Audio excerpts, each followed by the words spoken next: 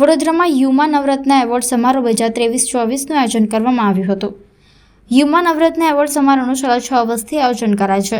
સમાજમાં વિવિધ ક્ષેત્રે પોતાનું યોગદાન આપનાર લોકોને આ એવોર્ડ આપવામાં આવે છે.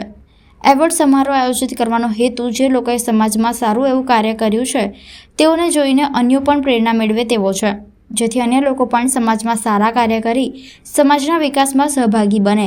યુમા નવરત્ન એવોર્ડ સમારોહમાં પ્રમુખ રીતે 9 જણાને એવોર્ડ અપાય છે. સાથે જ અલગ અલગ ઓર્ગેનાઇઝેશનમાં કામ કરનારાઓને સન્માનિત કરાય છે. આમ યુવા નવરત્ન એવોર્ડ 2023-24માં 15 જેટલા લોકોને સન્માનિત કર્યા હતા. આ સમારોહમાં માગ્ય સ્મિત સ્વામી પણ ઉપસ્થિત રહ્યા હતા. સમગ્ર આયોજન સંદર્ભે અગ્રણી સંજયભાઈ ભટ્ટ દ્વારા વિસ્તૃત માહિતી આપી હતી. વડોદરામાં નવરત્ન એવોર્ડ છેલ્લા વર્ષોમાં આપવામાં આવે છે. સમાજમાં જુદા જુદા ક્ષેત્રોમાં જે સજ્જનો કામ કરી રહ્યા છે, જેની સંવેદના વડોદરાને હકારાત્મક અભિગમ તરફ લઈ જવાને માટેનો જે પ્રયાસ છે, એ લોકોને અહીંયા લાવીને સન્માન કરવું છે, લોકોની સમક્ષ મૂકવું છે અને આપણા દ્વારા એ સંદેશો પહોંચાડવા માગીએ છીએ કે હજુ સરકાર સિવાય પણ ઘણા ક્ષેત્રોમાં કામ બાકી છે અને એ કામ થાય, આ સન્માનથી એમને પ્રેરણા મળે એ હેતુસર આજનો આ કાર્યક્રમ છે. સ્વામી માર્ગ્ય સ્મિત.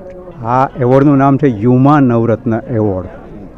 યુમા નવરત્ન એવોર્ડ છેલ્લા 6 વર્ષથી અમે લોકોને આપીએ છીએ અને આ એવોર્ડની અંદર એવા સમાજના લોકોને અમે પસંદ કરીએ છીએ જે લોકોએ સોસાયટી માટે, સમાજ માટે કંઈ સારું એવું કામ કર્યું હોય, પોઝિટિવ કામ કર્યું હોય, પછી તે ગમે તે ક્ષેત્રમાં કર્યું હોય, મ્યુઝિક ક્ષેત્રમાં કર્યું હોય, મેડિકલ ક્ષેત્રમાં કર્યું હોય, હેલ્થ ક્ષેત્રમાં કર્યું હોય, એવા લોકોને પણ એવોર્ડ આપીએ છીએ કે જેણે વિલ પાવરથી કંઈ નવું વસ્તુ એચીવ કરી હોય. એટલે આ યુમા નવરત્ન એવોર્ડ છે એનો મૂળ ઉદ્દેશ્ય એ હોય છે કે એક વ્યક્તિ સમાજ માટે કંઈક કરી રહ્યું છે એ જોઈને બીજા લોકોને પ્રેરણા મળે, બીજા લોકોને કામ કરવાની ઈચ્છા થાય. આજે આમ ટોટલ 15 લોકોને એવોર્ડ આપવામાં આવશે.